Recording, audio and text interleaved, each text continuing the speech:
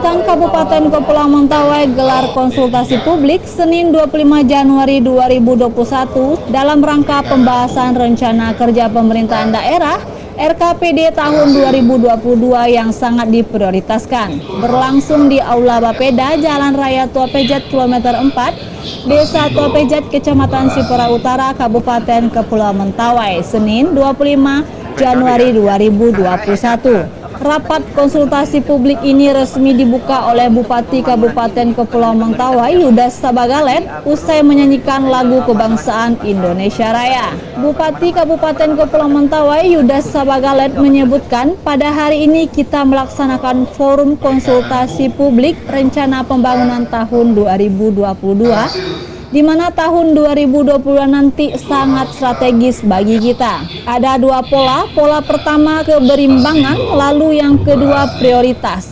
Maka dari itu kita ambil dalam dua pola ini, pemerintahan daerah tidak selalu bisa memenuhi apa kebutuhan masyarakat. Bupati menegaskan kepada camat se-Kabupaten Kepulauan Mentawai untuk meningkatkan pembangunan infrastruktur di wilayah masing-masing. Tegas Bupati Mentawai dalam arahan di Aula Bapeda Mentawai, Senin 25 Januari 2021. Ya, seperti tadi saya katakan, konsepnya pembangunan ini kita pembangunan prioritas. Di mana-mana di seluruh Indonesia itu kan prioritas. Tidak mungkin kita bangun sama rata, sama bentuk dan sebagainya. Karena keterbatasan pemerintah, keuangan, sumber daya, dan apalagi kita di sini misalkan soal teritorial. Sekarang bagaimana strateginya? Strateginya adalah yang dipegang oleh pemerintah, pembangunan yang sifatnya stimulus. Contoh jalan itu kewajiban pokoknya pemerintah jalan itu.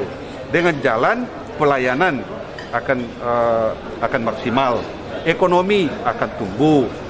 Kemudian dengan jalan juga akan menggampangkan, apalagi kita di sini adalah evakuasi kalau terjadi bencana. Sekarang hal-hal yang lain, saya kasih contoh bidang ekonomi, misalkan pelatihan, ya, misalkan para kelompok-kelompok, bagaimana kita membuka wawasannya supaya dia bergerak. Maksud saya jangan sampai